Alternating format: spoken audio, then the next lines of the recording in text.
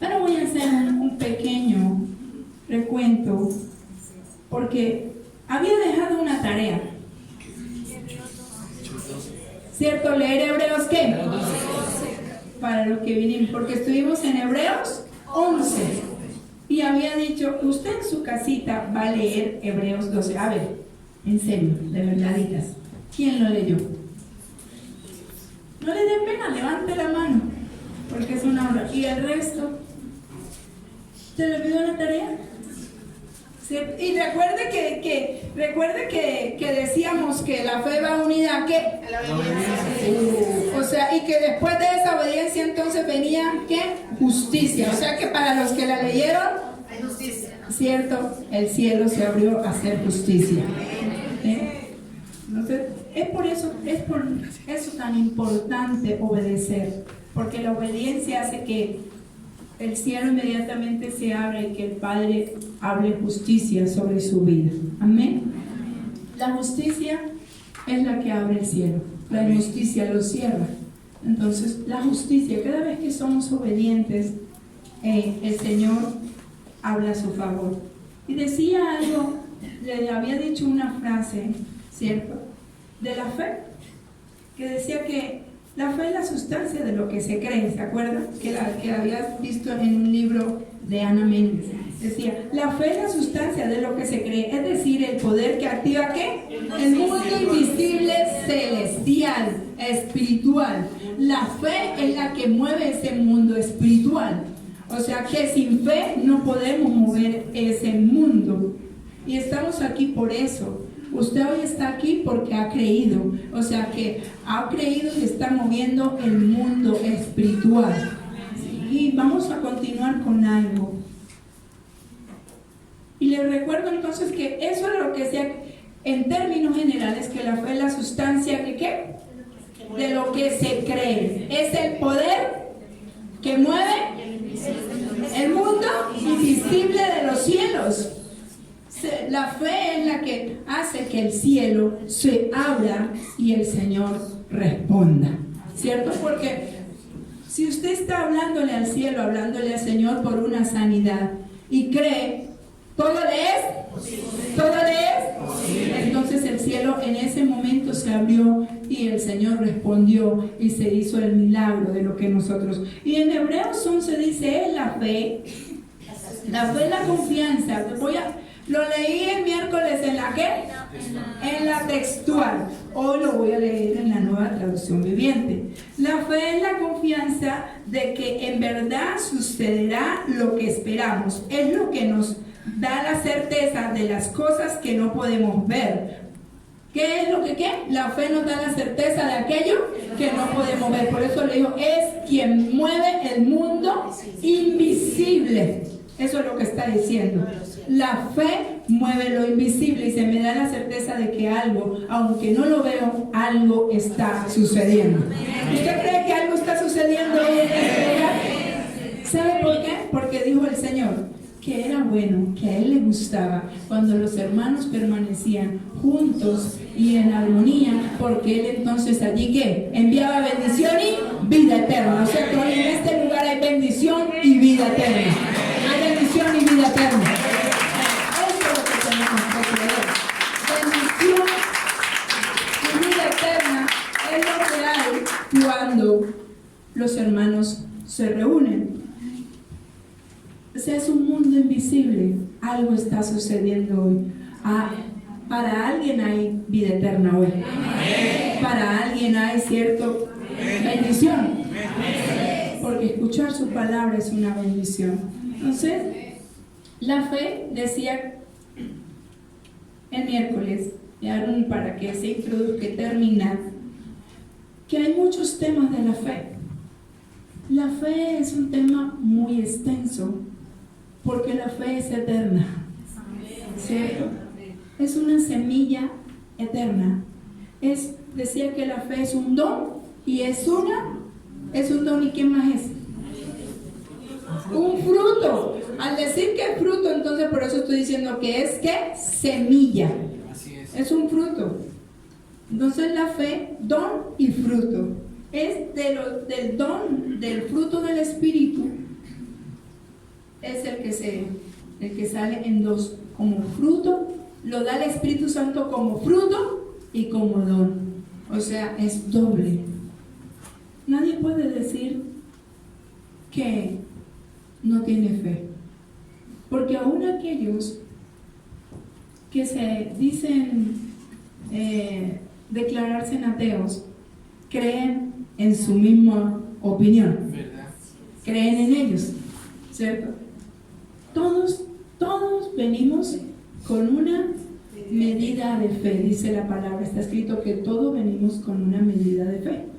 Y hablábamos que lo que sucede es que unos la desarrollan más que otros. Y hoy estamos aquí para desarrollar esa medida de fe. Amén. Porque no podemos quedarnos con esa semilla tan pequeña. Le decía que la fe, entonces voy a continuar donde decía que la fe de Jesús fue entregada a ti y a mí. La fe de Jesucristo fue entregada a su iglesia. O sea, por eso, aunque no se ve, aunque no lo veamos, seguimos ¿qué?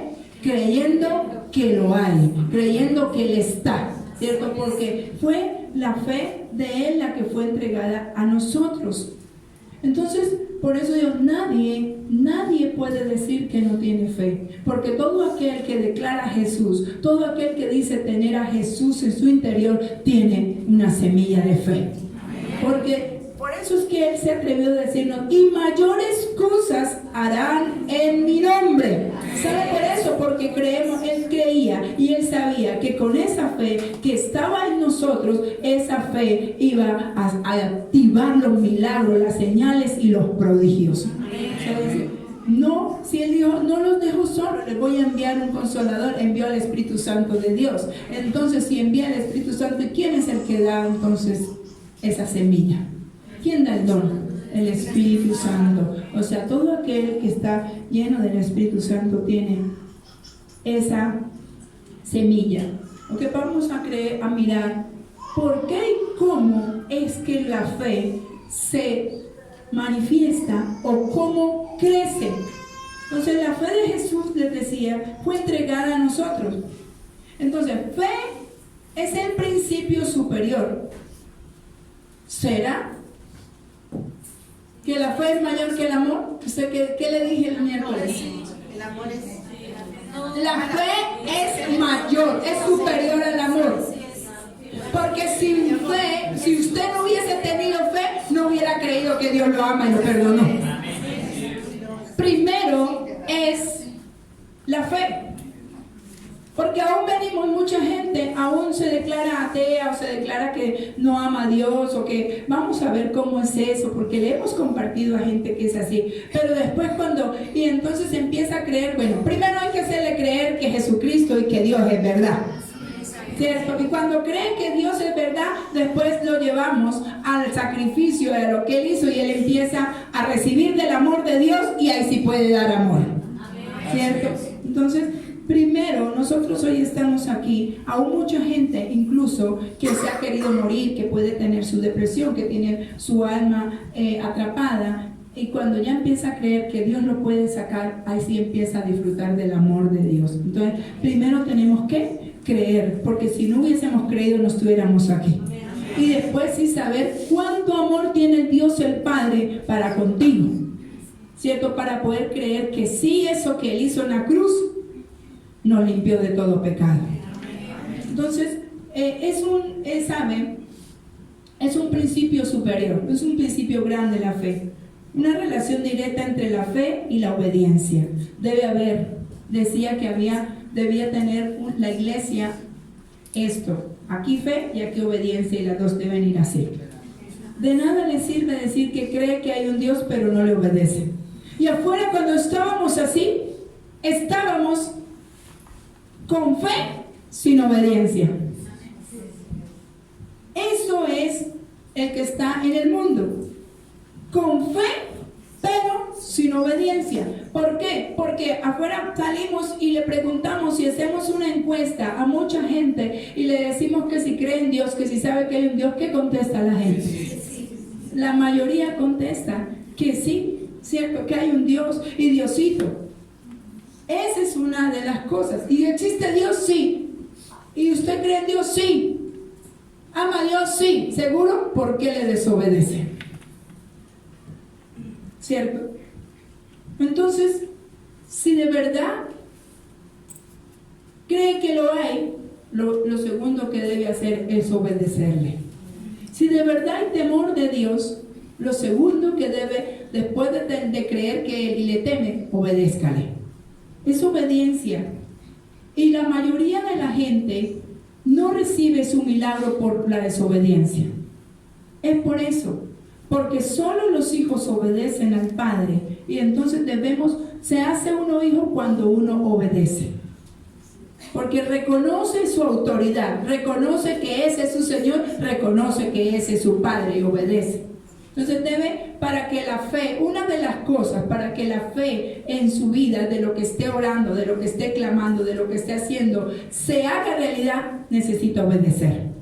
Necesita obedecer lo que el Padre está mandando. Se puede probar si alguien tiene fe. ¿Por qué? Por su nivel de obediencia.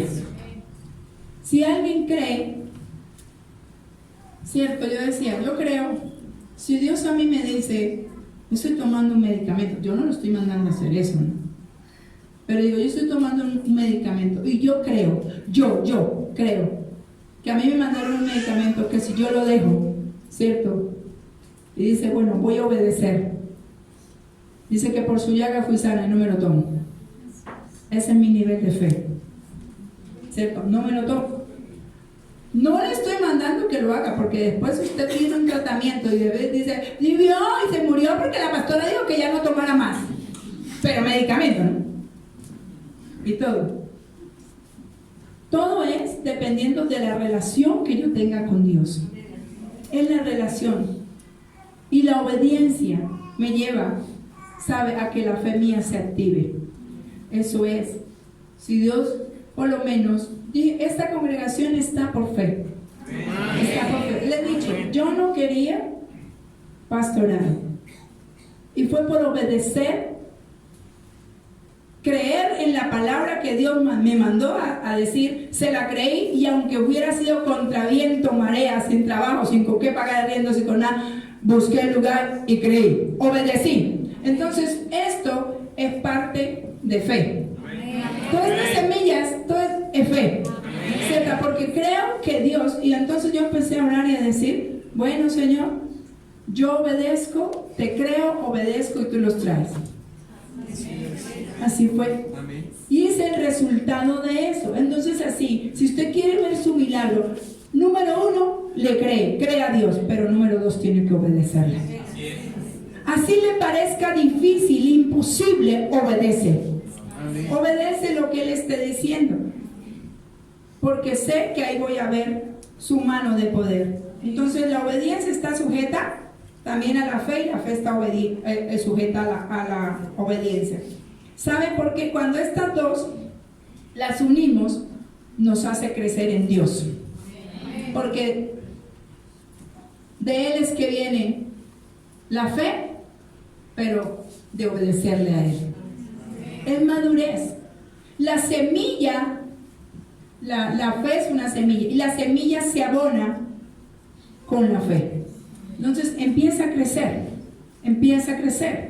¿cierto? El nuevo pacto tiene una nueva fe, les había dicho el miércoles, que la fe antiquísima, la que leímos ¿en dónde? En Hebreos 11. Pudimos ver todos los patriarcas que nombramos ahí, Noé, Abraham, Isaac, Moisés, ¿cierto? Estos que leímos en Hebreos son vivos ejemplos y testimonios de hombres de fe.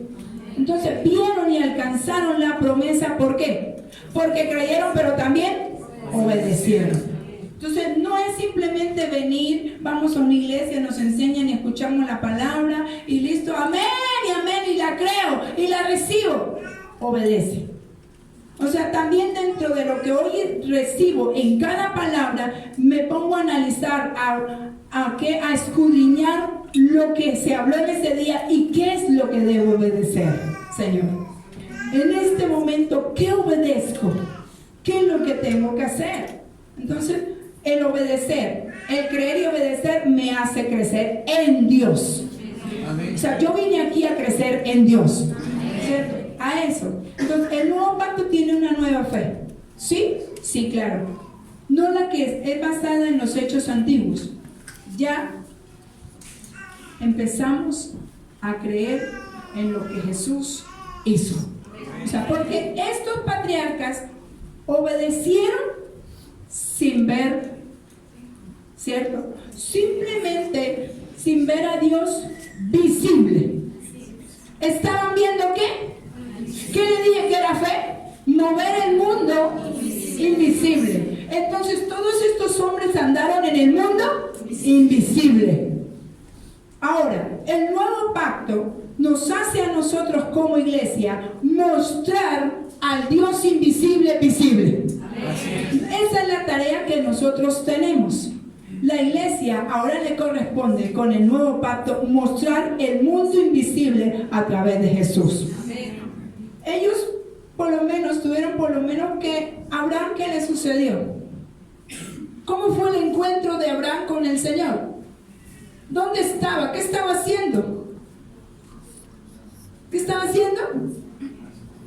Bueno, ¿y qué estaba haciendo? Pero tuvo que hacer algo. Obedeció lo que le dijo. Ahora, Moisés, ¿qué estaba haciendo Moisés? Y cuando estaba con las ovejas, ¿qué pasó? Una tuvo que, ¿qué? Algo visible. Ahora, cuando viene el nuevo pacto, nosotros debemos andar como viendo al invisible. O sea, viéndolo. Viendo en medio de las circunstancias, nosotros debemos ver. No depende, entonces, después del nuevo pacto no depende de vista. Amén. Ellos tuvieron que ver las cosas para colocarle, por lo menos cuando a Jacob le sucedió eso, dice que él veía que cuando él se acuesta y tuvo una visión, un sueño, ¿cierto? Ángeles que subían y ángeles que bajaban, él colocó ahí, colocó ese, tenía que, la gente antes por la situación o el que se presentaba, era que veían la mano de Dios y veían el poder. Por eso creían, por la manifestación creían, ¿cierto? Por esas manifestaciones. Pero ahora, ¿cómo tiene que creer la iglesia después de Jesús? Por la manifestación que hizo Jesús en la cruz, ¿cierto? ¿Cuántas veces entonces para poder creer tendríamos entonces que a todo momento nosotros en este tiempo estar viendo a Jesús crucificado o crucificado? Y solo creemos que fue crucificado y que fue más que suficiente esa sangre para nosotros ser limpios y libres. Esa es la manifestación de fe. Ahora, ¿qué debemos hacer? Obedecer lo que Él dice en su palabra, para que todas aquellas cosas le sean posibles.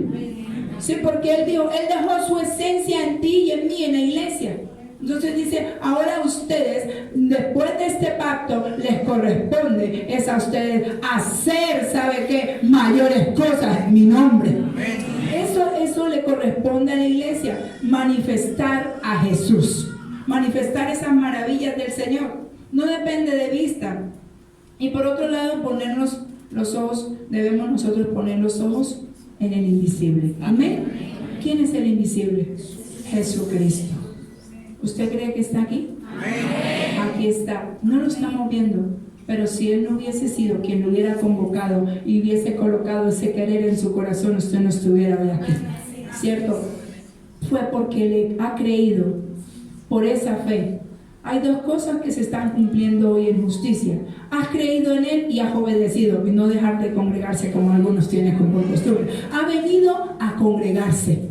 O sea, hay dos cosas. Si ve la fe, y de aquí usted va a salir como bendecido. ¿Por qué? Porque yo digo, si se reúnen en mi nombre, yo los bendigo y les doy vida eterna. O sea, está haciendo la labor, está haciendo la tarea. Entonces, la tarea como ancianos de nosotros, o sea, como la iglesia. ¿Quiénes son los ancianos? La iglesia, ¿cierto? Como ancianos, nosotros ¿qué debemos hacer después del nuevo pacto? Entonces, como ancianos, es estimular a la gente a que vea a Jesús. Su tarea es estimular a la gente a que vea a Jesús. ¿Y cómo lo va a mostrar? Diciéndole, ay no, mano, usted no sabe esta situación cómo está difícil, he ayunado y todo, pero Dios no me oye. ¿Cómo lo estimulamos, no? ¿Y cómo está, hermano? Ahí, llevándola, por no preocuparlo, pastor, que no se preocupe. Y estoy estimulando que soy cristiano, ¿cierto? Y si es posible, hay unos que ni siquiera dicen, es que hoy perdí las ganas hasta de caminar. Y estoy estimulando al mundo a que vea a Jesús. Con nuestras acciones y nuestra actitud, estamos estimulando al pueblo a que vea a Cristo. Y eso es fe, aunque usted esté pasando la circunstancia que esté pasando, Dios no lo llamó a que se queje. Así es. Sino a creerle que aunque la dificultad, aunque la circunstancia esté, usted sigue parado, creyendo, como viendo al invisible, que es invisible, ya lo hizo porque Él lo dijo, ya lo bendije con toda bendición en los lugares celestiales, desde antes de la fundación del mundo, ya te traje bendecido. No debo matar la fe. Debo creer que eso, cuando nosotros nos paramos en esa palabra que dice, la que acabo de decir, ¿cierto? Que ella nos bendijo con toda bendición en los lugares celestiales. ¿Y cómo será eso que yo no estoy viendo nada? Estoy viendo al invisible, ¿cierto? Porque Él lo está haciendo. Él está trabajando. ¿Lo cree? Nosotros con nuestra actitud, con nuestra manera de hablar, con la forma en la como somos, estamos estimulando a otro a que venga al cuerpo de Cristo. O también lo podemos estar alejando del cuerpo de Cristo, según con nuestra forma. Porque entonces, si yo digo soy cristiano, bueno, yo soy cristiana, y entonces el vecino o la vecina escucha todos los días la garetaría en la casa y usted no sirve para nada, recoja sus chiros y váyase, y y ¡pum! Suenan los peroles y por allá abren la ventana y cae una media y la maleta. Entonces estamos estimulando a los vecinos a que vengan a Jesús, que lo vean, que vean al invisible. La transformación que ha hecho en mí es invisible. Cierto. La iglesia está para estimular, para hablar. Aún ni siquiera muchas veces tenemos que predicar. Con su actitud y con su testimonio está mostrando a Jesús. ¿Cómo actuaría Jesús cada vez que se le presente una situación difícil? ¿Qué haría Jesús en esta situación? ¿Me pongo a gritar y llorar sobre la situación? Señor, ¿qué harías tú? Porque Señor, te estoy mostrando. ¿Qué haríamos nosotros? No, pastor, es que hoy no fui a la iglesia porque estaba tan desanimado. Eso es más, está pasando tantas cosas que no tenía ganas de ir. Por Dios. Y los que están en su casa, que usted le dice que es cristiano, ¿qué piensan? ¿Cuál es el Jesús? Un Jesús derrotado, un Jesús cobarde y aparte un Jesús perezoso. Un Jesús que se pone a llorar en medio de la tormenta. Ese es el que estamos mostrando. Pero debemos mostrar a Cristo con nuestras acciones. Amén. Entonces, es la tarea de nosotros como ancianos. ¿Cuáles son los ancianos? Cuando dice en Santiago 5:13, si alguno está alegre, cante alabanza, pero dice, si alguno está enfermo, llame a los ancianos de la iglesia, llame a la iglesia, llamen a los que tienen el poder, llamen a los que creen, llamen a aquellos que ponen las manos sobre los enfermos y se sanan, llamen sobre aquellos que proclaman y se da. Estos son los que dicen, llamen a estos, para que sabe una cosa, lleven a aquel que no conoce, haga la oración de fe, y él, la oración de fe, sanará al enfermo. A eso dice, los ancianos eres tú y yo, son aquellos que han creído la palabra y que la están escudriñando y que están en él. Pero ¿a quién van a llamar? ¿Aquel que no cree, que está peor? No hay que creer, a esos Siéntese orgulloso cuando alguien lo llame a pedirle un consejo, a decirle qué hago en esta situación. Porque entonces Dios lo está poniendo en una posición de anciano. ¿Sabe? De aquel que cree y que sabe dar un buen consejo. Es estimular a la gente a que vea a Cristo en la tarea de la iglesia. ¿Usted cree que Dios fue por de chévere? Ay, bueno, que se reúnan y hagan iglesias para que las vean. ¿Cuál es la iglesia más grande? ¿Cuál es la que tiene más lujo? Llamen a las paredes y a las ventanas que usaron tantos millones para que oren por los enfermos. No, a los que están dentro de la iglesia. Esos necesitan, esos que creen, esos ancianos son los que necesitan que llamen para que trastornen el mundo. Amén. O sea, en la fe necesitamos aumentar nuestra fe. Creer. Cuando hay una fe, el mundo se trastorna. Algo sucede. La mano de Dios cambia. ¿Sabe? Porque la mujer tenía 12 años con la enfermedad y ningún médico la pudo sanar, ni ninguna vecina con el agüita de Time y todo eso. Yo creo que más de una tuvo que haberle dado consejos. ¿Cierto? Más de una. Y tome la agüita de anís. Y si tiene cólicos. Y si todo esto. Y si vaya acá. Tome agüita de canela. Y no sé qué. Y hágase esto y lo otro. Y vaya a este médico. Le recomiendo este es el último. Y todo se había gastado todo. Pero ¿qué responde Jesús cuando ella dice, si tan solo? Escuche, si tan solo. No dijo, no tengo que hacer muchas cosas. Solo algo. Con eso me basta. Si tan solo tocare el borde de su manto, seré sana, dijo ella. Entonces, y se dio la tarea de tocárselo. Ahí viene el proceso. Se dio la tarea de tocarle el manto. ¿Y qué le responde Jesús? Mujer. O sea, grande era la fe de esa mujer. ¿Por qué? Porque dice, ¿quién me apretuja? ¿Quién me está? O alguien me está asfixiando. Algo sucede, algo se está desprendiendo de mí. Entonces le dicen los discípulos, ¿pero qué? Con todo este montón de gente, ¿por qué nos preguntan qué quiere? Pues se supone que entonces vamos para allá y para acá, nos están apretando. Porque sé que alguien me tocó, o sea, no era ese toque de apretujar y de desesperación y no, como cuando vamos a un concierto, creemos, ay, yo aquí y tumbo a este para ver si me deja verlo allá. No sabe una cosa, si usted está en el rincón que esté, usted puede adorarlo y la adoración lo tocó, el Espíritu Santo hizo algo, pero a veces hasta en esos conciertos cristianos hasta se empujan, se enojan, e insultan y de todo igual al mundo. Terrible, eso da miedo. Pero dice, ¿sabe? Alguien me ha tocado porque salió poder de mí. Eso es fe, mover el poder de Dios. ¿Qué le dije que era fe? Que era poder para mover el mundo invisible. Le movió el mundo invisible a Jesús, le movió el reino. Eso porque dijo, poder ha salido de mí.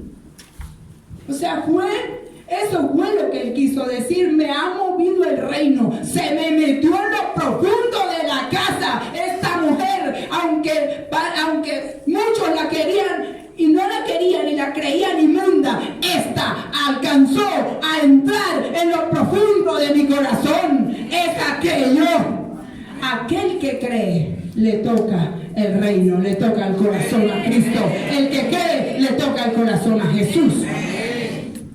Esa es la acción de creer. Pero ¿qué hizo lo siguiente? Le obedeció, dijo, aquí dice, yo tengo que tocar a este hombre. Que se retire porque eres inmunda. Voy a obedecer su palabra. Le voy a seguir. Obediencia. por encima de la tormenta, de la dificultad, del dolor, de la enfermedad, hasta que usted se introduzca en el corazón de Jesús, porque tiene un resultado, ¿sabe? Sale poder de Él. Ese es tocar el reino. La fe debe atravesar toda la palabra de Hebreos 11, del 1 al 25, fueron hombres que se introdujeron y tocaron el reino. Tocaron algo, pero tuvieron que ver manifestaciones. Ahora, cuando viene el nuevo pacto, es lo contrario. Primero cree para que vea la manifestación. Esto era ver la manifestación y creer. Así es. Era ver la manifestación primero y creer. Ese era el antiguo. Primero me manifiesto este canasto. ¿Qué hay ahí? ¿Qué está diciendo Dios? Pero ahora no es de esa forma, ¿cierto? Ahora no es la manifestación esa. No está el canasto, no hay nada. Primero, ahora no hay nada. Y viene el proceso de hacerlo y después viene la manifestación. Es el proceso de creer en Él. Para alguien es hoy esto, que a lo mejor no ha visto cumplido su propósito, cumplido su promesa, visto su milagro. Pero para alguien es que le está diciendo el Señor hoy, es hora de que se introduzca y toque mi reino, porque sabe, muchas cosas hay allí, todavía retenidas que no se han dado, tesoros muy guardados. Ese tesoro estaba para esa mujer ahí, su sanidad estaba ahí, Él no la estaba negando. Ese tesoro, ella logró tocarlo. Tenemos que lograr tocar ese tesoro que Dios tiene, porque están muy guardados. Dice, ¿para quiénes son? Para aquellos que le aman. Amén. Para aquellos que le obedecen. Para aquellos que han creído. Entonces, ese nuevo pacto antiguo era viendo. Ahorita primero el proceso y luego viene la manifestación. Cierto contrario. Pablo fue un hombre que su ministerio se basó en hacerle ver a la iglesia a Jesús. Su ministerio fue, estimular al pueblo, estimular a los gentiles, a los romanos, a quien fuera, a que vieran a Jesús. Ese fue un ejemplo. Pablo dice, los persuadía, dice, yo los persuado, ¿cierto? Persuadía a la gente a que viera a Jesús. En medio de la tribulación, en medio de la escasez, que lo vieran. En medio de la abundancia, que lo vieran. O sea, en toda situación, Pablo estimulaba al pueblo a ver a Cristo. ¿Cierto? No estamos en la iglesia, o le digo, para controlar. Y la iglesia se volvió controladora. Y usted no está, ni yo estoy para controlar, para estimular, para dar a conocer a Jesús. Eso es lo que hacía Pablo. No obligar, no controlar. Estamos en la iglesia para mostrar a Jesús. ¿Sabe cuál es el motivo de que tú y yo estemos hoy aquí? Mostrar, aprender y reverenciar a Cristo. Amén. Pero la gente viene, ¿sabe a qué viene? A buscar milagros. Porque se enseñó que después, la obra que viene después de introducirse en Jesús, es que Él hace los milagros. Después de que hay un toque, no venga por el milagro, venga por el toque de Jesús, porque el poder lo tiene Él. Seguimos buscando el milagro. Vamos a la iglesia para que oren por usted a ver si se le sale ese demonio. Vamos a la iglesia a ver si le cambia su situación. ¿Cuál? La económica. Vamos a la iglesia para que Dios lo sane. En vez de decir, vamos a la iglesia, ¿sabe una cosa? Porque el amor de Cristo se derrama allí y entonces ese amor cubre multitud de pecados. Y yo voy a ser sano. Amén. A corregir. eso, cuando cambiamos nuestra manera de pensar, debemos cambiar nuestra manera de pensar. ¿Saben? No estamos para obligar a la gente. Pablo persuadía, no obligaba. Pablo persuadía a los hermanos para que recapacitaran del camino que tenían. Porque él vivió, él mostraba también incluso porque qué camino llevaba Pablo, ¿cierto? Y cuando Jesús le hace el toque, su vida cambia. Y por eso él empezó no a decirle, vamos allá y nos reunimos en la sinagoga para que Dios le dé el almacén, para que Dios le dé el negocio, para que Dios para conocer a Cristo. Amén. Testigo de él decía. Pero ¿qué pasó con Pablo? Pablo vio a Jesús. ¡Wow! ¿Cómo se mantuvo? Como viendo al invisible, solo en fe, persuadió al pueblo en fe, sin ver a Jesús, creyó en las obras de Jesús. Ese es el nuevo pacto. Jesús tocó la vida y él empezó a enseñar que sin verlo nos vamos a permanecer. La iglesia debe permanecer como viendo al invisible, porque sabe que si él le dijo, él lo hace. Entonces eso, él dijo, y empezó a enseñar a Jesús. Y la iglesia está perdiendo el rumbo, porque la iglesia está enseñando de otras cosas, de los 5 pasos para prosperar, no sé, que si aquí solo es de empresarios, y sabe una cosa, el hecho de una iglesia es para enseñar y seguir a Jesucristo. Es Jesucristo, y si lo va a aplaudir a él, porque él es el que dice la obra, apláudalo a él. No estamos en la iglesia para montar negocios. La iglesia no se hizo para después, cuando la iglesia vuelve a tomar el rumbo de enseñar. ¿Sabe una cosa? El principio número 1, ¿sabe cuál es? Más busca primeramente el reino de Dios. Y la iglesia está para mostrar el reino de Dios, y lo demás lo hace el Señor. Amén. Lo hace el dueño del reino. Amén. ¿Qué es lo que deben hacer los ancianos como tú y como yo de la iglesia? Llevar a la gente a que conozca el dueño del reino, y él les ofrece el reino. Amén. Eso es. Pero no es negocios o sea, para esto, para lo otro. Y debemos empezar como iglesia a mostrar a Jesús, porque Él es el que tiene todo el poder para hacer nuevas todas las cosas. Quitemos eso. ¿Sabe? Pablo lo que hacía era capacitar. Nunca utilizó su autoridad para obligar, porque él tenía autoridad como romano, ¿o no? Y pudo haber obligado a todos a seguirlo. Pudo haber obligado, pero nunca obligó. Persuadió en amor, exhortó, hizo pero nunca obligó, porque como romano pudo haber dicho, y todos pongo la ley, y aquí todos van a la sinagoga, y todos estudian la palabra. No, persuadía. Y nosotros debemos, donde quiera que usted vaya, ¿sabe cómo se ejercita su fe? Hablando de Jesús. Porque usted va a decir las obras que Él hace, lo que Él ha hecho contigo y lo que va a hacer. Porque ese fe, cuando usted dice, y yo estoy segura que tengo unas promesas que todavía no se han cumplido algunas, pero que vienen. Entonces yo empiezo a proclamar que esas promesas se van a cumplir. Amén. Debo cambiar mi manera de hablar.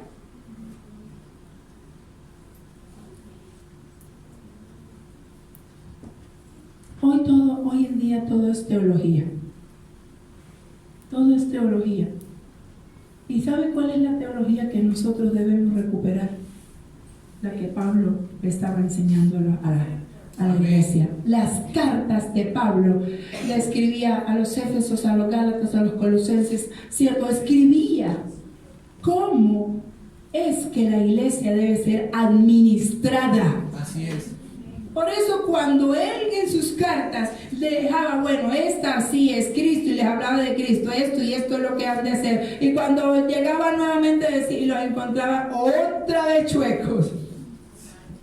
Decía, a los Gálatas, a todos les llamó la atención. Gálatas insensatos, ¿quién los hechizó?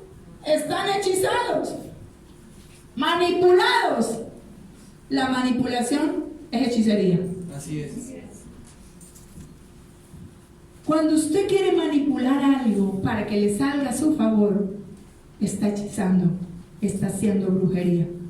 Ay, pero yo no estoy prendiendo las 4 verones y eso allá y diciendo y todo allá. No. Pero cuando usted manipula algo a su favor, es hechicería. Porque quiere que se cumpla algo de su deseo. Tenga cuidado con eso. Y en la iglesia se está moviendo mucho la hechicería. Porque es la manipulación. Hay unos que no me quieren. ¿Y por qué? Porque digo la verdad. Porque digo, aún del altar digo, la iglesia no está para manipular el pueblo. Y usted no está para ser manipulado ni tampoco para que manipule a otro. La iglesia está para aprender de Cristo. Y es de Él. Él es el que me lleva a todas las cosas. Él es el que tiene el poder. Entonces, debemos seguirlo. ¿Saben? Cuando estoy hablando de esto es porque Dios, cuando dije que no debemos controlar ni manipular, porque Dios, eso no hemos aprendido de Dios. Dios no controla. ¡Ay, Dios tiene el control!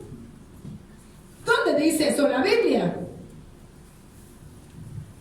Todo el mundo, ¿quién diga? Bueno, Dios tiene el control, Dios tiene el control, Dios tiene el control. ¿Alguien me puede decir un pasaje que diga que Dios tiene el control?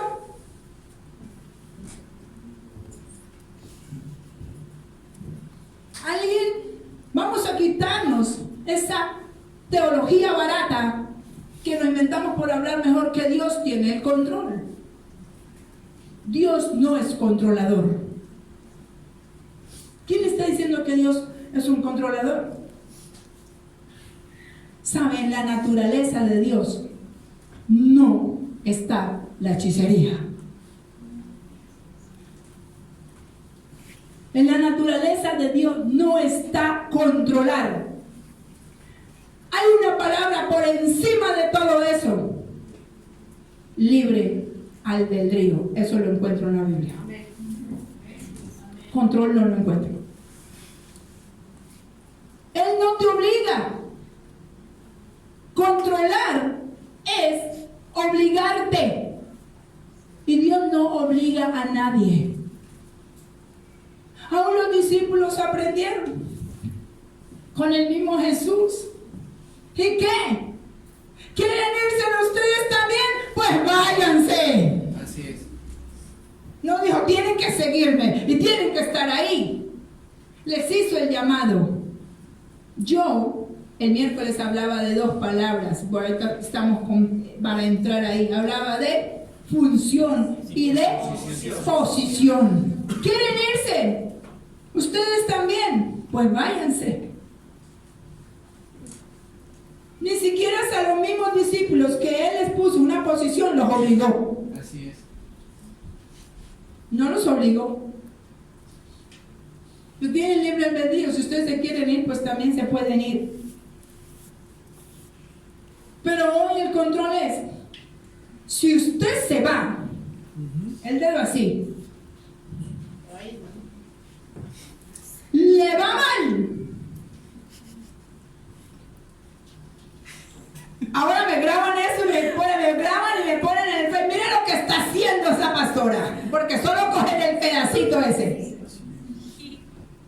Y graban y como ven las prédicas, dicen, miren esa pastora allá de Río de Agua, ya puso el dedo y dijo, y si se van, los está amenazando. No, estoy más bien hablando que no se debe controlar, porque uno sale de un lugar y de uno lo que hacen es maldecirlo.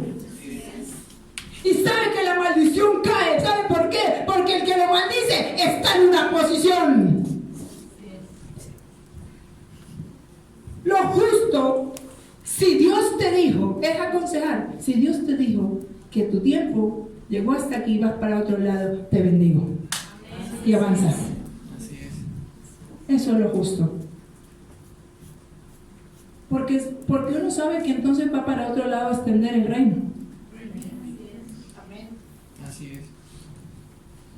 Y decimos, Dios tiene el control. ¿Quién tiene el control entonces ahí? De la iglesia. Porque Dios siendo Dios, aunque 7 veces peca el justo, 7 perdona el injusto, 7 veces el Señor le perdona. Pero eso se llama control. Pero ¿lo tiene Jesús o lo tiene la iglesia?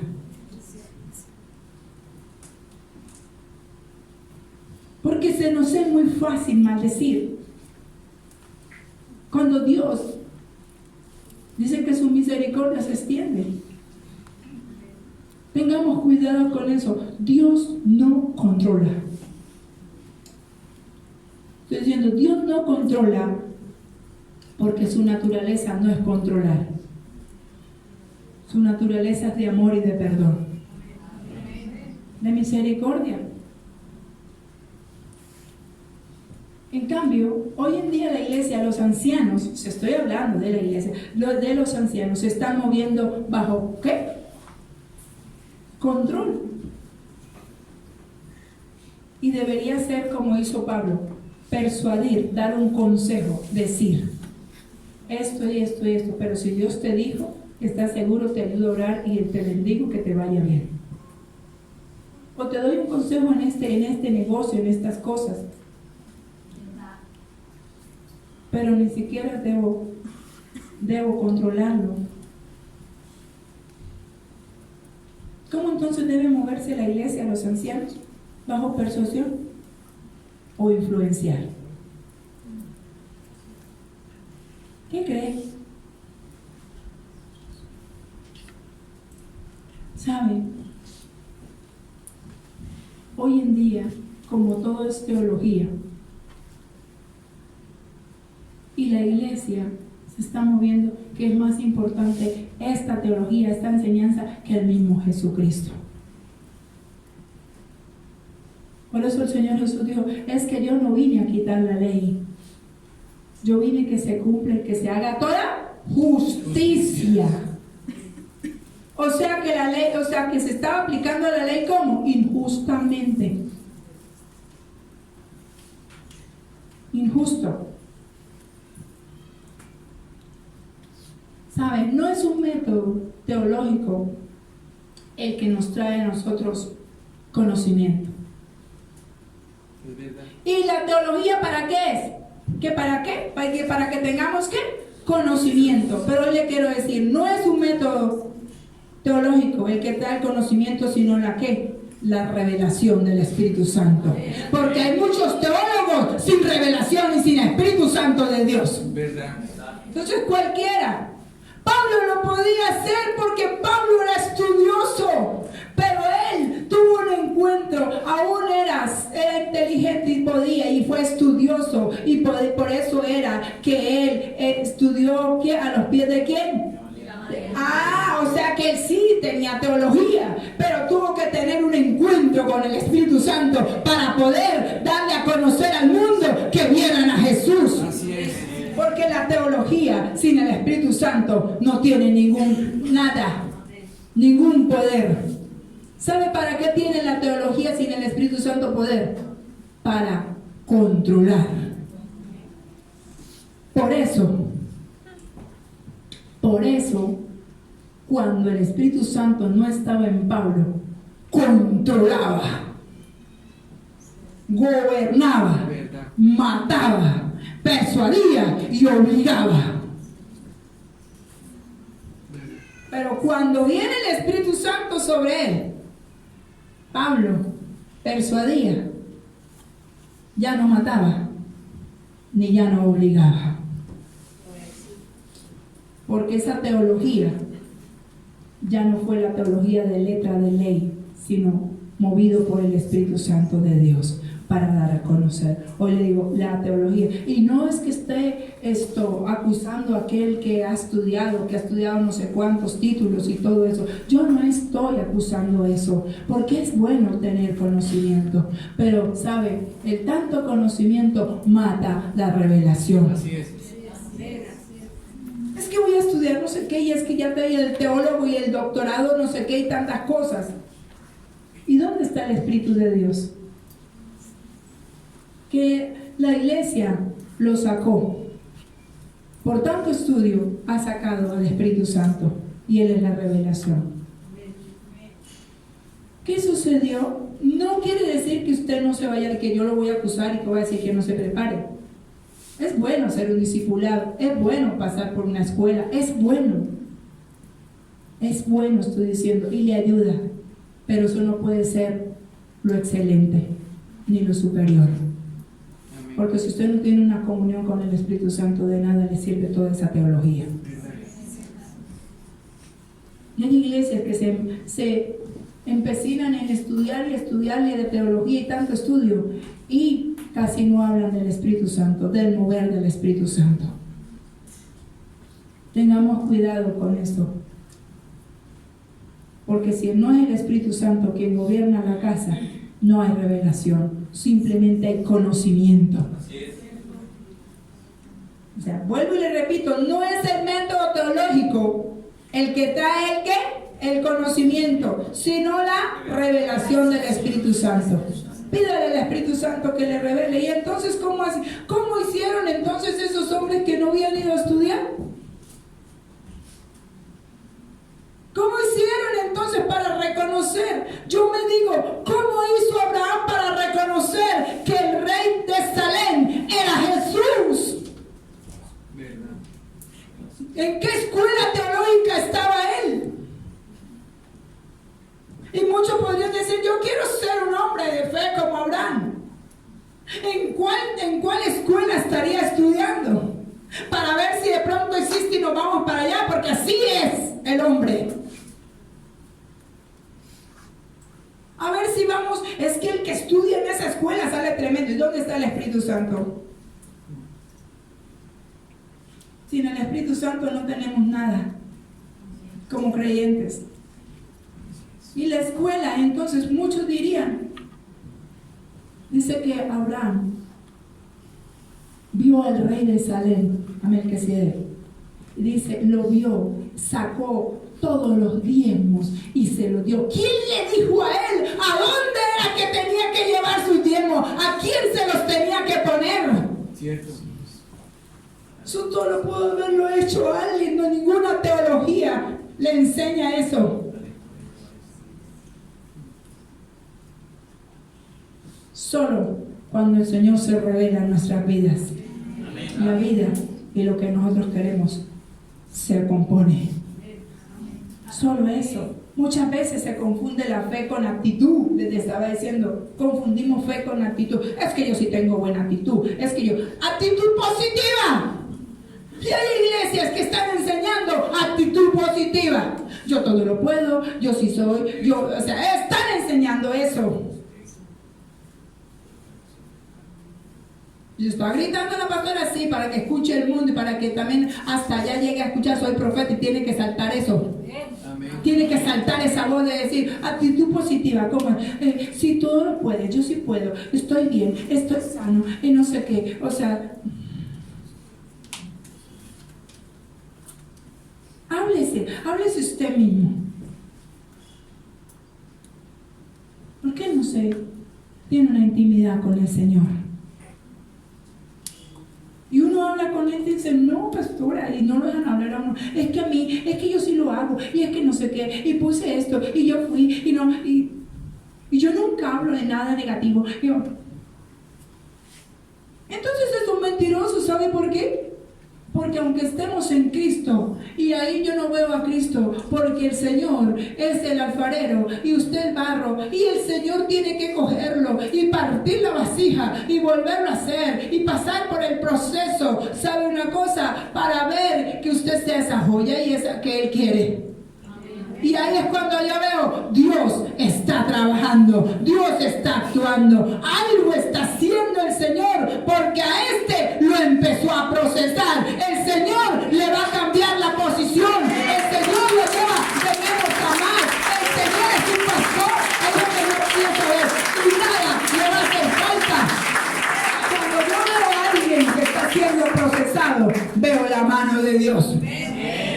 Ahí sí, pero aquel que nunca le pasa nada, todo lo tiene bien, entonces, ¿qué está haciendo aquí? Vamos a buscar a otro, ya, déme el turno para otro que necesita. Porque yo aprendí de Jesús que solo los que están enfermos necesitan de médicos. Es eso. Aquel que todo lo tiene y que todo lo saben y todo, ¿para qué vienen? ¿Cierto? Aquel que está enfermo, aquel que tiene necesidad, es el que tiene que ir a los pies del Señor. A que lo restaure. Aquel que reconoce que tiene una necesidad.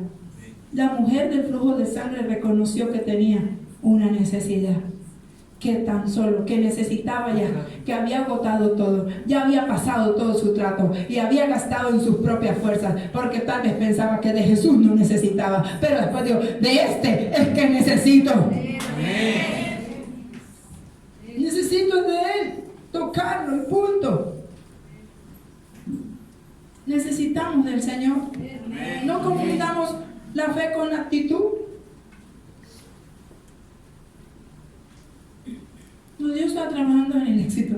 Había me causaba mucha risa un compañero que yo le estaba hablando de Dios, pero y él le gustaba que yo le hablara de Dios, pero quería meterlo con actitud positiva. Entonces había un cuarto donde todos nos cambiamos para ponernos el uniforme y había un espejo grande. Y la tremenda era nosotros dejar de primeras a que Wilfrido se pusiera en el espejo. Apenas éramos 4 mujeres, después eran puros varones. Y se supone que las que más patan en el espejo son las mujeres. Pero él se llegaba de primeras. Y ese era el Dios. Y se paraba en el espejo. Hola, Wilfrido, ¿cómo estás de lindo? ¿Cómo estás de lindo? Tú estás hermoso, eres un bacano. Y otra vez haciendo pasitos y otra. ¿Qué te hacía ahí del espejo? ¿Cómo te va a ir de bien? Tu trabajo es excelente, Wilfrido. Tú eres un duro y todo eso y estás hermoso. Y cantaba una canción, se la cantaba positivo. No era creyendo en Dios, decía, qué lindo soy, cómo me amo. Y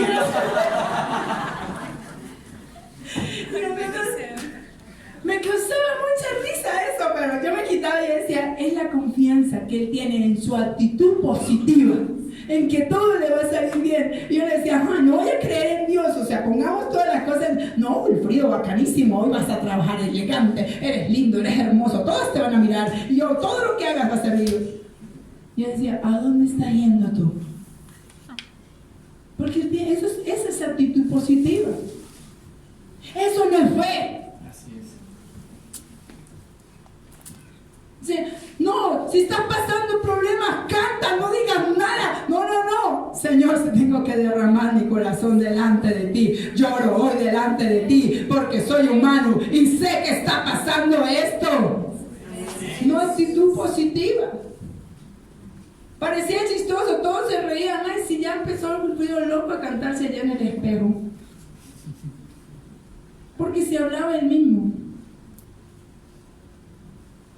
Y cualquiera puede decir, sí, eso está bien, mire cómo se mira. No, su mirada puesta como viendo al invisible, a Jesucristo, el autor y consumador de la fe, de lo que sabe de todas las cosas, el que es su pastor y que nada le va a hacer falta.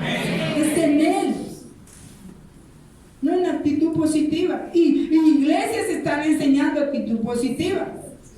¿Era malo lo que él estaba haciendo? No. Pero no estaba su confianza puesta en el Señor, sino en él mismo, en lo que él podía hacer. No sé si algún día, de pronto le llegue un día una predica, ¿qué tal que le llegue esa? Él sabe que es así, que yo lo molestaba. Y me sentaba yo, bueno, la última que va a cambiar hasta que debe de decirse todo eso que se dice en el espejo. Mientras tanto yo estaba orando que Dios nos ayudara, ¿cierto? En el día de trabajo. Pero eso es actitud positiva, no fe. No es fe. La fe es otra cosa. Como anciano soy, le voy a hacer una invitación. Dice anciano, ¿para qué está la iglesia? Como iglesia estamos no para controlar el mundo y controlar a la gente, porque Dios no controla, es para mostrarlo a Él, ¿sabe? Persuadir, exhortar, edificar y consolar.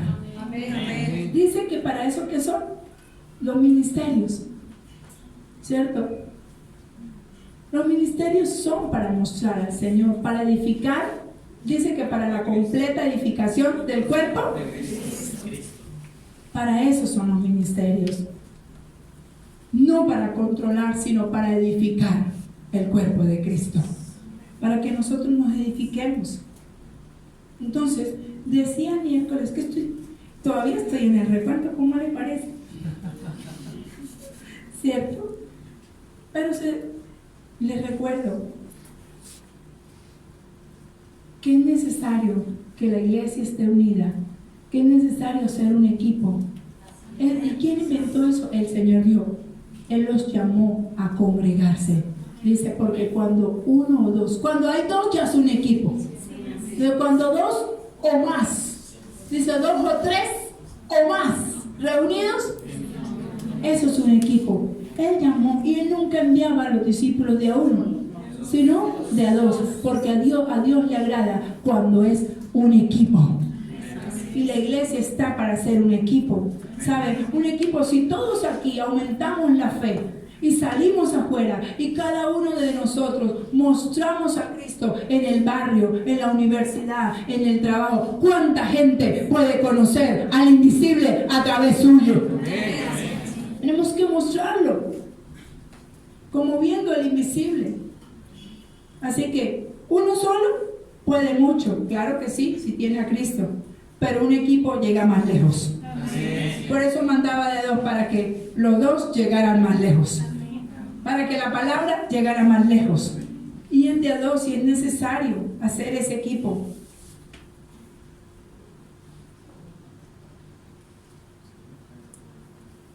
¿Qué es lo importante? Hablaba yo de función y de posición, como tiene la iglesia. Y la gente llega y quiere que de una vez la coloquen al servicio o algo. Pero pastora, usted está diciendo que no hay necesidad de prepararse, pero sí, el Espíritu Santo y el Señor sí lo pasa usted por un proceso. Sí lo pasa por un proceso. Es necesario pasar por ese proceso. ¿Saben lo más importante de poner o de colocar a alguien en servicio? Cuando se coloca en servicio a una persona, se le está dando una posición de autoridad. ¿Cierto? Cuando se coloca una persona en servicio y en autoridad, es saber si es el tiempo correcto en el que se colocó la persona. Porque muchas veces se coloca en el tiempo incorrecto. Y cuando se coloca, cuando es muy inmaduro, se echa a perder. O cuando el tiempo ya se le pasó, ya no va a ser lo mismo. Y si aún en el mundo secular sucede, todo tiene su tiempo. Y si es necesario crecer en fe, obedecer, y que la iglesia vaya mirando para que Dios vaya colocando la posición en la que cada uno debe estar. Porque apenas llegan, sí, venga, súbase, y lo hacen un daño. Porque viene la persona con un nivel de inmadurez, con una persona, yo decía miércoles, yo no quiero andar con gente que no tiene fe. Porque la gente que no tiene fe me mengua. La gente que no tiene fe me echa hacia atrás. La gente que no tiene fe va a retroceder. ¿Por qué estoy hablando eso? Porque es necesario que su nivel de fe aumente. Porque ya pasó un tiempo y ese tiempo ya pasó y su fe debe aumentar. Y si la fe aumenta, la posición aumenta. Y es necesario.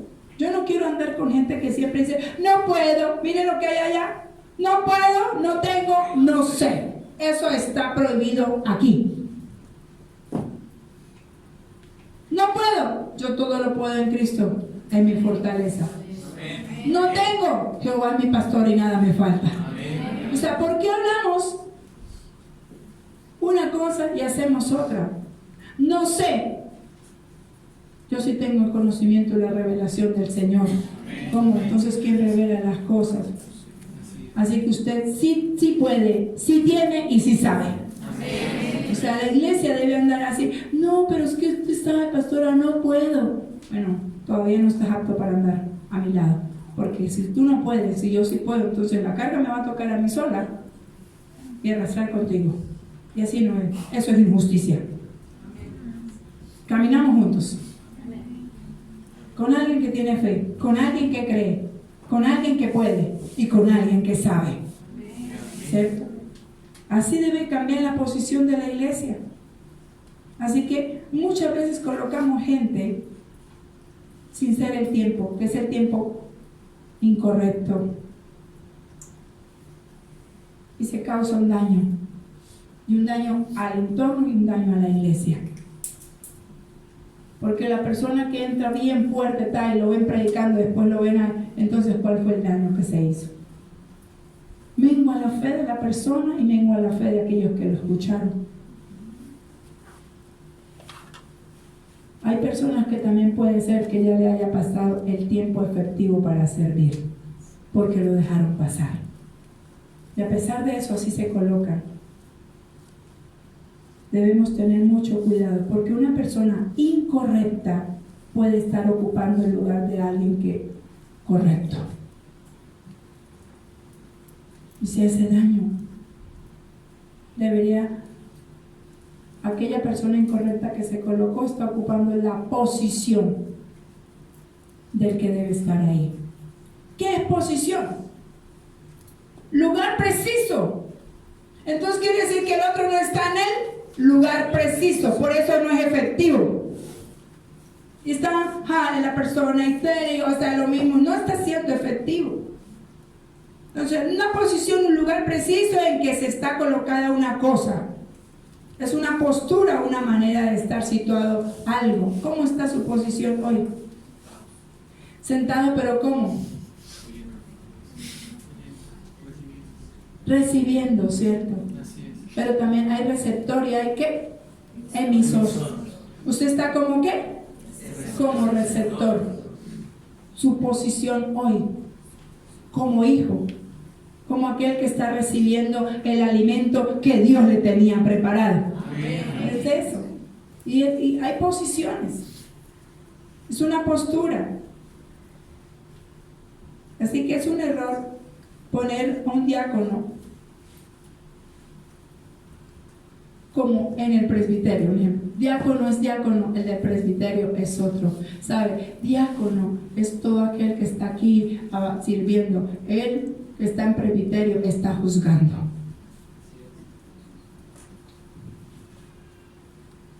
Una posición es diferente estar abriendo la puerta y bienvenido, otra cosa aquel que está juzgando las cosas que está haciendo el diácono. Entonces muchas veces todo esto no lo entendemos y creemos llegar a una iglesia y que coloque, o sea, que nos coloque que esto, que aquí no, pero es que yo sí creo que Dios me hizo un llamado, yo también lo creo, porque yo no creo que Dios lo haya puesto aquí por nada, pero todo tiene su tiempo, su posición.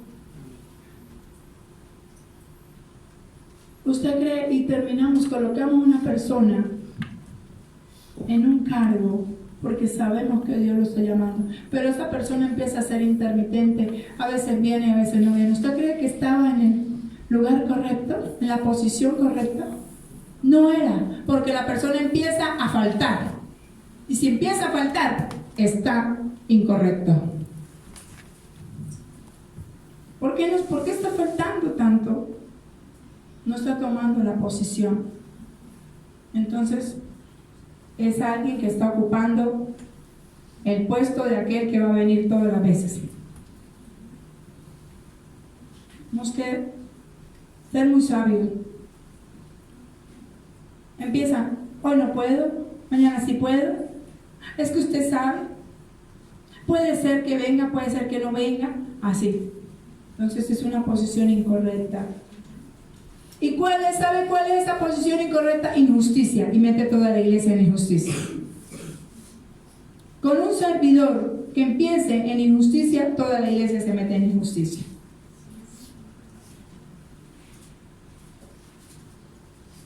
Y les decía que la iglesia está confundiendo función con posición. Función es el propósito, es la tarea. Y puede ser que Dios sí tenga ya, ¿sabe? Puede ser que Dios sí tenga ya una posición, una función para ti. Y yo lo creo, que Dios tiene una función para ti. ¿Sabe? Ahora es en qué posición estás. Porque hay gente que ni siquiera cree que Dios la va a usar o que Dios está haciendo eso. Es el propósito, es la tarea que se le atribuye a una cosa o a una persona. Y yo no creo que usted que esté aquí sin tarea. Ahora lo que hay es que mirar en qué posición está. ¿Crees? A veces ponemos gente, aunque sabemos que tiene una función, la ponemos en una posición donde ni siquiera cree.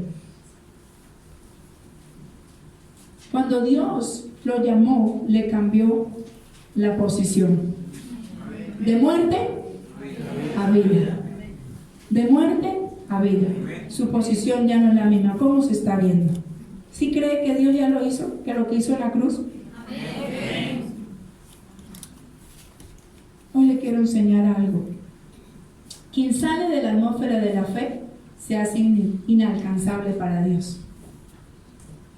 Quien sale de la atmósfera de la fe se hace inalcanzable para Dios.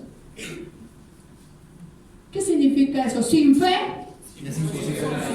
sin fe es imposible agradar a Dios. Cuando yo no creo, me salgo, me hago inalcanzable de Dios porque estoy lejos de Dios. Por eso es importante hoy, es tan importante hoy inyectarle esa fe a usted para que cuando usted hable, cuando Dios le dé una promesa, la alcance. Alcancemos esa promesa. Cuando yo no creo, me hago inalcanzable para Dios, porque sin fe es imposible agradarlo. Hebreos 12, ¿cierto? Dios nos muestra que está comprometido con perfeccionarnos. Nos quiere perfeccionar. ¿Por qué yo le leí eso? Hice todo el recuento, pero Dios quiere perfeccionar su vida, perfeccionar su fe. En la Biblia textual que leí la vez pasada, el título era El poder de la fe. Dios quiere perfeccionarlo. O sea, leímos sí de fe y todo lo que alcanzamos y podemos ser de fe, pero Dios después de eso que habla de la fe y nos muestra eso, en el siguiente capítulo dice voy a perfeccionarlo. Así que la situación que está pasando no es porque lo quiera matar, sino que Dios lo está perfeccionando. Lo está perfeccionando. Esas situaciones para perfeccionarnos, para llevarnos más allá. Dios nos muestra que está comprometido con nosotros ahí en Hebreos 12, con perfeccionarnos. Él nos quiere perfeccionar con la fe, pero cuando no maduramos la fe correcta, utiliza la disciplina. ¿Qué dice Hebreos 12 de disciplina? Así es. Dice eso.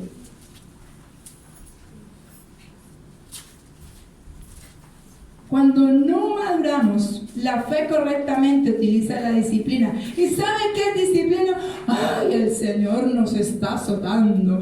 ¡Ay, esto sí está duro! No, ¿saben? No lo mire de esa forma. Disciplina es entrenamiento.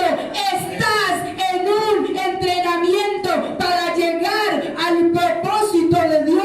Lo que Dios dijo de ti, Él lo va a cumplir, solo que te está llevando al entrenamiento. Todo soldado necesita ser entrenado. O sea, todo soldado, ay no, así de chévere. Y por mucho que llegue allá diciendo que sabe de armas, necesita pasar por el entrenamiento. Y vaya, dígale al superior que usted sabe más que él. Pasamos por el entrenamiento. No se preocupe, Dios Dios no lo va a matar, Él va a cumplir. Lo que sucede es que lo vio y lo miró y lo vio con ojos de estima y dijo: entras en mi entrenamiento porque lo voy a llevar de menos a más. Se hace necesario pasar por el entrenamiento. Es de menos a más y va a progresar a poder, porque ese proceso no es para muerte, es para vida.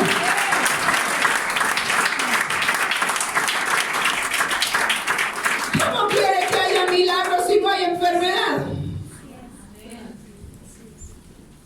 ¿Cómo quiere que Dios lo prospere y vea abundancia si no hay escasez? Para que Dios se glorifique necesita un campo de entrenamiento. Eso no es para matarlo. Estás siendo entrenado. No es disciplina, es entrenamiento. No, Dios habla de disciplina, es entrenarlo. Hebreos 12. Voy a leer el 1 y el 2. Por lo tanto, ya que estamos rodeados por una enorme multitud de testigos de la vida de fe, quitémonos todo peso que nos impide correr. ¡Wow! Ya entramos en el entrenamiento. Quítese los bultos para empezar a correr, a entrenarse. Quitémonos todo peso que nos impide correr, especialmente el pecado. Empezamos a entrar en el entrenamiento y especialmente nos vamos a quitar la carga del pecado. Dice: el pecado que tan fácilmente nos hace tropezar. Y corramos con perseverancia la carrera que Dios nos ha puesto por delante. Esto lo hacemos al fijar la mirada en Jesús, el campeón que inicia y perfecciona nuestra fe. El campeón que inicia y perfecciona nuestra fe empezó su entrenamiento. Desde que Él lo llamó a entrenarlo, porque no quiere que usted siga ahí en el mismo nivel de fe. Dice el campeón de la fe. Qué bueno que su entrenador sea Jesucristo. Él es el que lo va a entrenar. Él es el que lo está entrenando. Él es el que lo llamó y Él es el que lo perfecciona. El mismo Jesús. Debido al gozo que le esperaba, Jesús soportó la cruz. Soportamos la cruz. ¿Debido a qué? Al gozo que le esperaba. Este entrenamiento le va a traer gozo en su futuro. Téngalo por seguro. Este entrenamiento es gozo para su vida. Baje al versículo 4. Después de todo, ustedes aún no han dado su vida en la lucha contra el pecado. Ay, ¿cuánto falta, no? En este entrenamiento dice: ¿acaso olvidaron las palabras de aliento con que Dios les habló a ustedes como a hijos? Él dijo: hijo mío, no tomes a la ligera la disciplina del Señor. No te des por vencido cuando te corrija, pues el Señor disciplina a los que ama y castiga a todo aquel que recibe como hijo. Den un fuerte aplauso, porque usted que se lo dio hijo, Él lo está direccionando, lo está capacitando. No se olvidó de ti. Este proceso es porque el Señor no se ha olvidado de ti.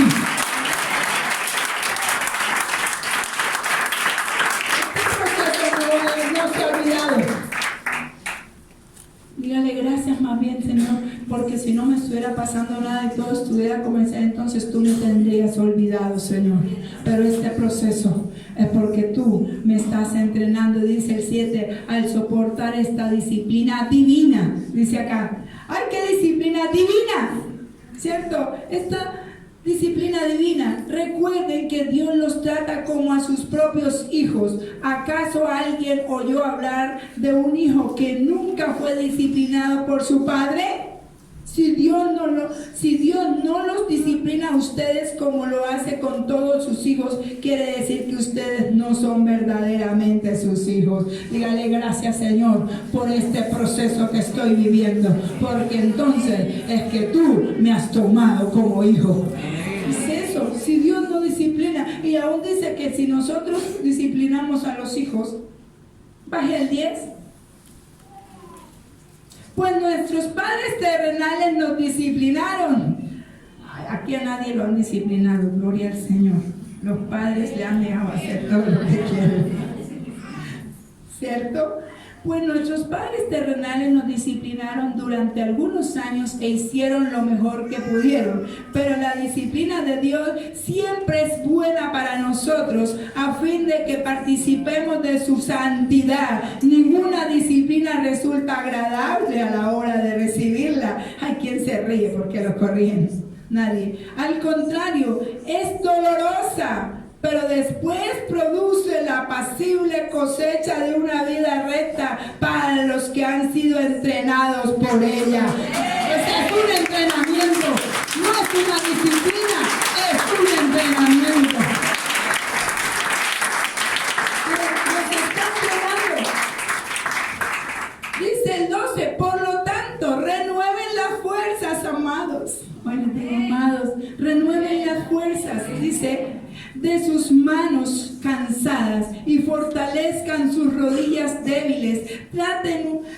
Tracen un camino recto para sus pies, a fin de que los débiles y los cojos no caigan, sino que se fortalezcan. A causa de su fortaleza, aquellos que no conocen, conozcan al Señor. A causa de que lo ven, que aunque esté pasando tribulación, cierto, usted se levanta. Aunque esté pasando dificultad, usted se levanta, sabiendo, y se va caminando como viendo al invisible, sabiendo que Él es poderoso para cambiar la situación. El Todopoderoso va a cambiar esa situación. Y dice la palabra, el 14, esfuércense por vivir en paz con todos. ¿Qué tenemos que hacer?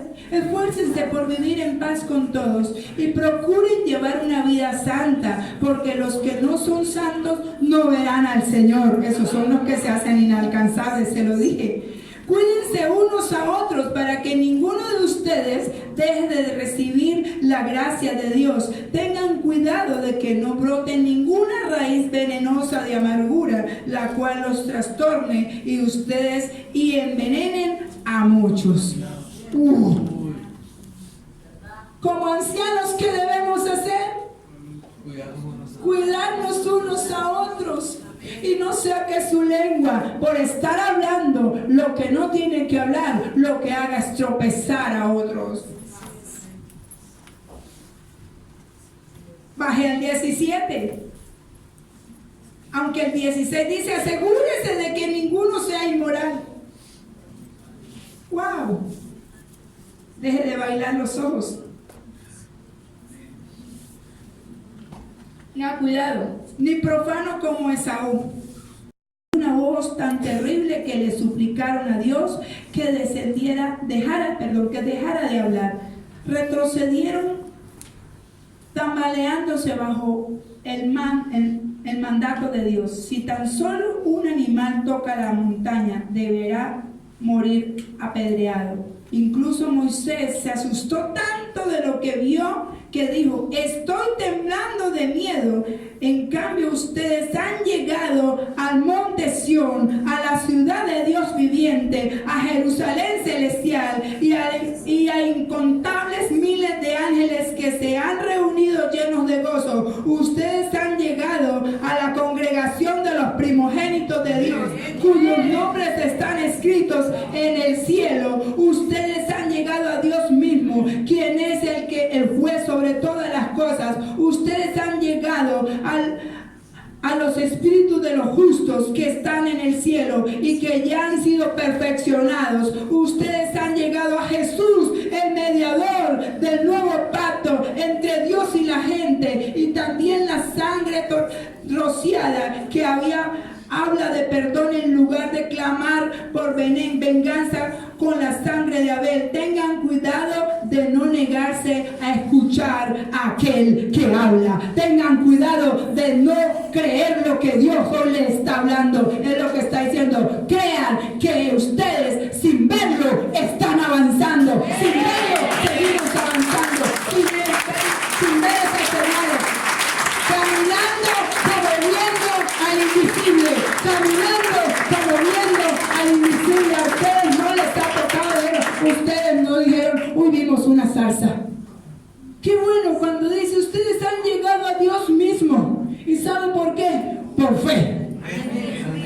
sido por fe.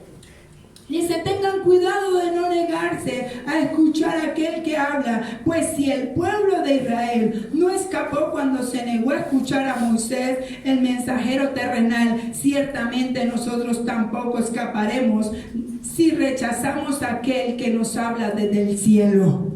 ¿Está escuchando? El pueblo no se escapó de lo que vino por no haber escuchado a un hombre en la tierra. Ahora, cuánto más nosotros no escaparemos de las cosas si dejamos de oír a Jesucristo. La palabra que Él está hablando, atesórela. Amén. Y dice, cuando Dios habló desde el monte Sinaí, su voz hizo temblar la tierra, pero ahora Él hace otra promesa. Por eso le dijo un nuevo pacto. Una vez más haré temblar no solo la tierra, sino también los cielos. O sea, que cuando un justo clama, el cielo tiembla. Las aves, sale poder de ahí. Cuando un justo clama al cielo, sale poder y el reino de los cielos habla. No solamente ahora los milagros pasan aquí, sino que el cielo se abre. ¿Sabe? Y estamos cantando que se abran los cielos en este lugar. El cielo se abre. ¿Sabe una cosa? Y la respuesta de Dios viene. La respuesta de Dios viene. Dice, no solo en la tierra, sino también en los cielos. Esto significa que toda la creación será agitada, removida, para que solo permanezcan las cosas inconmovibles, aquello invisible. El cielo va a mostrar señales en la tierra. Hoy le quiero decir, créale que Él le dio promesas, crea que Él existe, que lo que hizo ya fue hecho, ¿cierto? De lo que nosotros no veíamos. De lo que no vemos. Dice que lo que está hecho fue de lo que nosotros no veíamos. Así que eso ya está hecho, lo que nosotros no vemos. ¿Qué es lo que usted cree tan imposible para Dios? Ya está hecho. Ya está hecho lo que nosotros no vemos. Ya está escrito. Cierre sus ojos.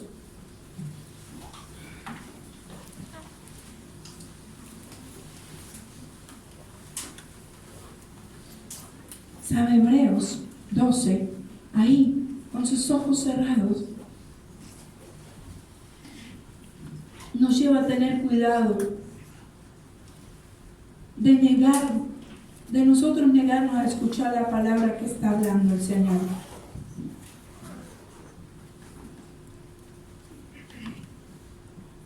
¿Saben? Nosotros muchas veces podemos ser instrumentos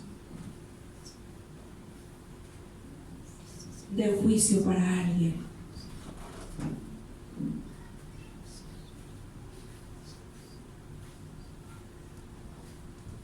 Si Dios nos manda a creer, creamos.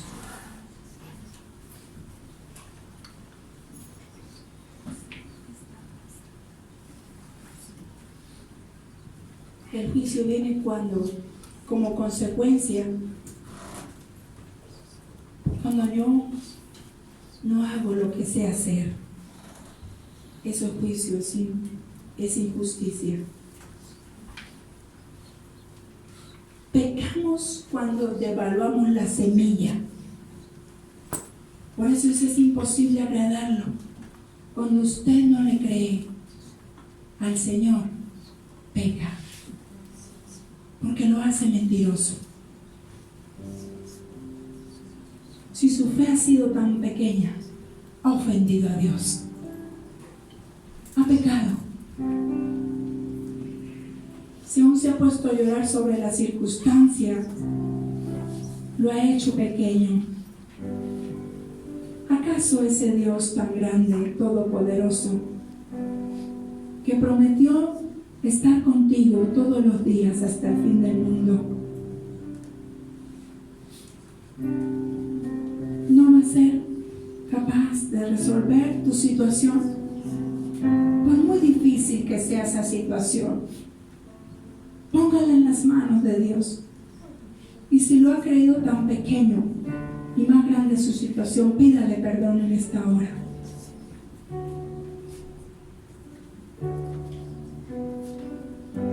ofendemos cuando devaluamos esa semilla que nos ha dado. Lo ofendemos a Él cuando esa semilla que nos dio la pisamos.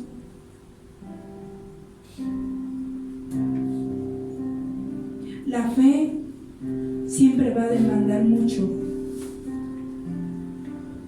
de lo que somos nosotros. La fe te va a demandar más.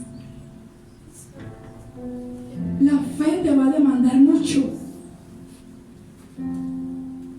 Y esa situación es porque te está demandando que vas a cruzar ese Jordán. A lo mejor no es un ejército como estuvo el pueblo antiguamente, que te está presionando, pero puede ser una deuda, una enfermedad, una división,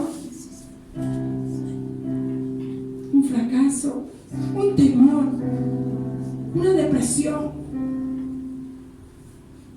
una lucha que estés pasando.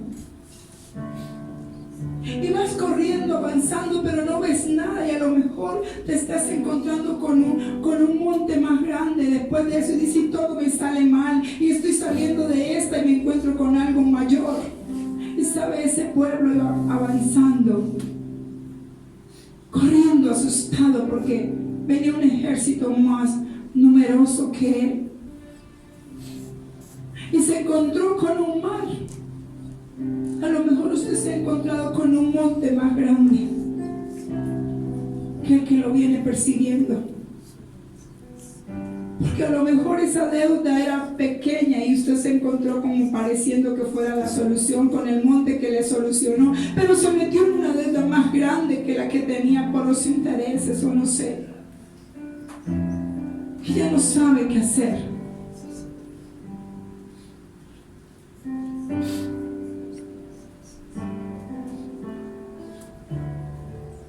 O lo cruzas, o lo cruzas o te mueres. Eso le correspondía al pueblo. Y Moisés siempre usaba su vara. Acude a la palabra, recuerda la palabra y las promesas que te dio. Es hora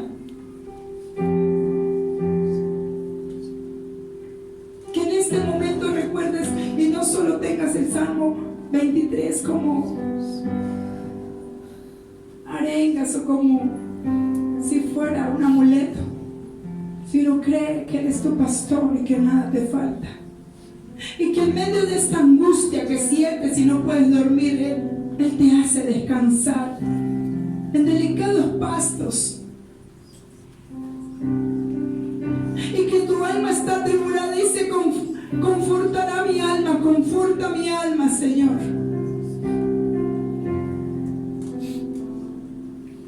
Porque esta alma mía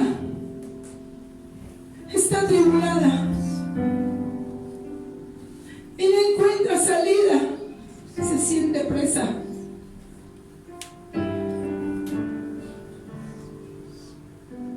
Y tengo que darle la orden que he venido hasta aquí para creer y bendecir el nombre de Dios en medio de esta tribulación. En medio de la desesperanza puedo decirte, en ti tengo esperanza, Señor.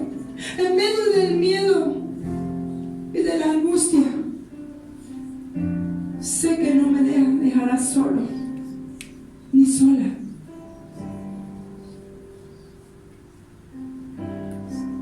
Es hora de cruzar ahí.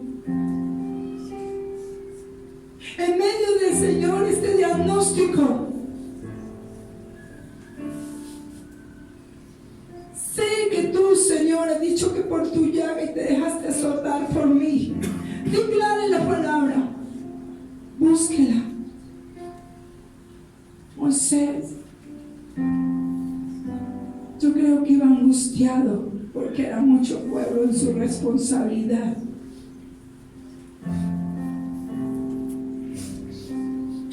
Pero usó la vara,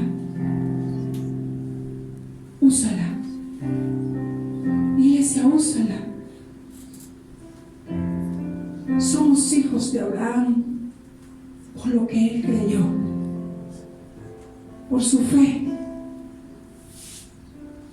Y él creyó y vinieron las promesas. Serás un pueblo muy numeroso. Serás un pueblo poderoso en la tierra. Y se hablará de ti. Y tiene que hablarse de ti porque está escrito.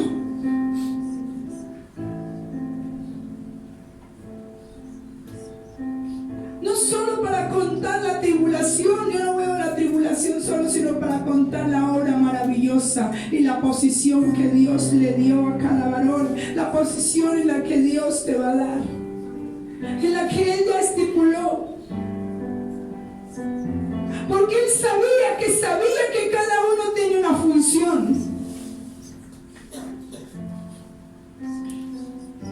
Él sabe que tienes una función. Igual las tinieblas también lo saben. Ya han querido estropear, pero hay procesos que no son las tinieblas. Dice el Señor, soy yo que te estoy entrenando. ¿Por qué lloras en el medio del proceso? O maldices o quieres salir corriendo.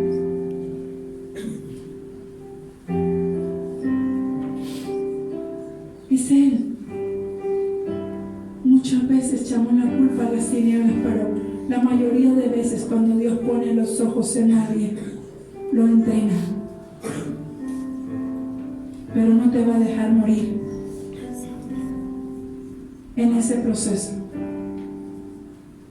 Obedece como obedeció Abraham. Se llevó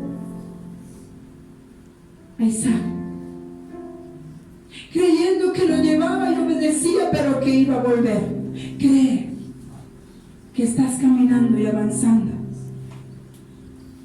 Como dice, como está escrito, irán llorando aquellos. No ha sido fácil, ¿sabe? Estar aquí no ha sido fácil. A lo mejor muchas cosas te han costado lágrimas.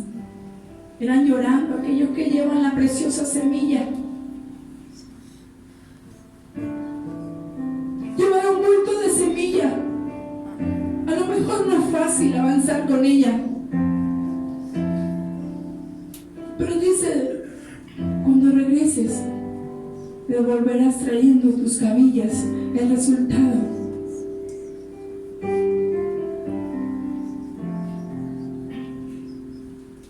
Ese resultado se va a ver. El proceso y el entrenamiento no dura toda la vida.